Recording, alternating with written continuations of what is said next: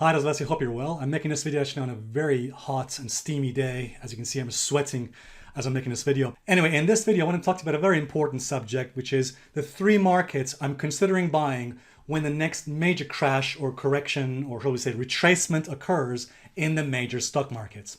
So before I start though, let me just say, I've been asked this question a number of times from our viewers and our subscribers, which is, Alessio, if the market makes new highs, will you be considering buying that new high? Now, of course, the stock market, the S&P, is not that far away. We're actually very close to the all-time high, near the February high, as you can see there. Now, going back to the question, will I actually be buying the new highs on the stock market? The answer is very simple. In the words of Donald Trump, there is just absolutely no way.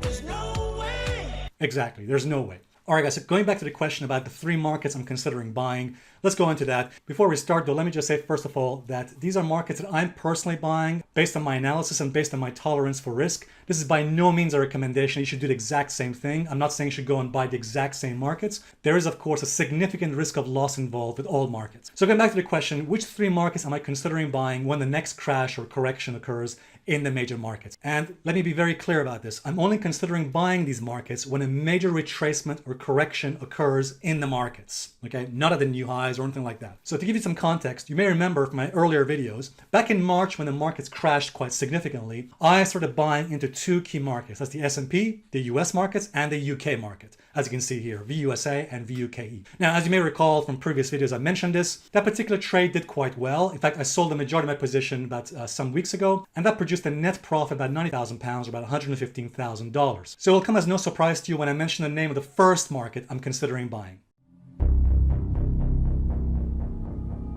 Yes, the first market, of course, will be the S&P, the US stock market. Now, of course, whether that is the ETF called SPY or VUSA, it doesn't really matter. The fact is, that is one key market I'm interested in, the S&P 500, the index, the 500 largest companies in the world. So when the next major crash or the next major correction occurs in the markets, that is one market I'll be establishing long positions in. And in case you're not aware, the S&P 500 is heavily exposed. In fact, it's largely weighted towards these particular stocks like Apple, Google, Facebook, Microsoft, Amazon, and so on and so on. In fact, the majority of the movement in the S&P 500 is mainly because of the actions on these specific stocks that I just mentioned to you. And by the way, before I move on, let me just make it very clear that, as I mentioned to you in a previous video, the one market I'll probably be avoiding is the UK FTSE 100, because even though I bought it before, I just think the performance of that market has been so abysmal, so disappointing, and just a bit disgusting, really. So that is one market I personally will be avoiding based on its performance so far. Okay, so let's go to the second market I'm considering buying.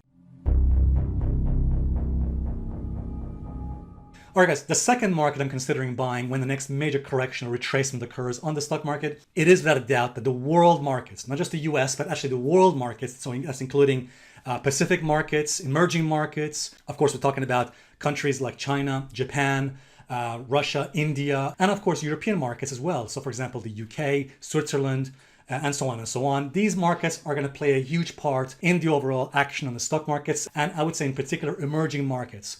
So we know, for example, that China could very well likely be in the future a major superpower. So naturally, I want to have some exposure to those markets. For example, again, like China, Japan, India, and so on and so on. So one particular market that I'm interested in is VWRL. Now, as I mentioned before in a previous video, VWRL is the ETF that gives you exposure to the world markets. Okay, again, as I mentioned before, emerging markets, Pacific, and so on and so on. So that is why I've chosen this specific ETF. Because I like to have exposure to these other major markets. And you can see from this chart, the performance of VWRL relative to the S&P has actually been pretty good. Whereas, for example, the UK stock market, the FTSE 100, has lagged behind significantly. You can see VWRL, the world stock market ETF, has actually done quite well. The same goes with VT. VT is the American-based ETF, which also gives exposure to specific markets, again, like emerging markets, Pacific, and so on and so on. So again, these are the two important markets I'll be keeping an eye on in the next few months, should we see a major correction in the stock markets. Let's go to the market number 3. Now, this third choice may come as a bit of a surprise to you because it's not something you usually hear in the mainstream media or indeed on the financial news networks. And that's because it's not often talked about. And that is the S&P Equal Weighted ETF. RSP is the symbol. And as you can see here, this is the chart of RSP. Now, in case you're not aware, RSP, or the Equal Weighted S&P, as the name suggests, distributes the weight evenly among all 500 stocks. You see, while the S&P 500 itself, the normal S&P 500, while that particular market, the S&P 500, gives more weight to the large cap stocks like Amazon, Alphabet, which is Google, Facebook, Microsoft, again, the bigger major players, what RSP, or the equal weighted S&P 500 ETF does is, as the name suggests, it distributes the weight evenly and equally among all 500 stocks. As you can see here from this chart, from this particular image, the weight is distributed evenly among the stocks. And those are the top 10 you can see right there. Now, the reason why I'm choosing this specific market is because sometimes RSP, or the equal weighted S&P, it can sometimes outperform the S&P 500, the regular S&P or SPY. So the fact is, having exposure to this specific market, just being diversified among these different stocks, again, equally, as the name suggests, can provide some extra balance. All right, guys, so that's what I got, and I hope this video helps. And if it has, please give it a thumbs up, and I look forward to seeing you guys in the next video update. Bye for now.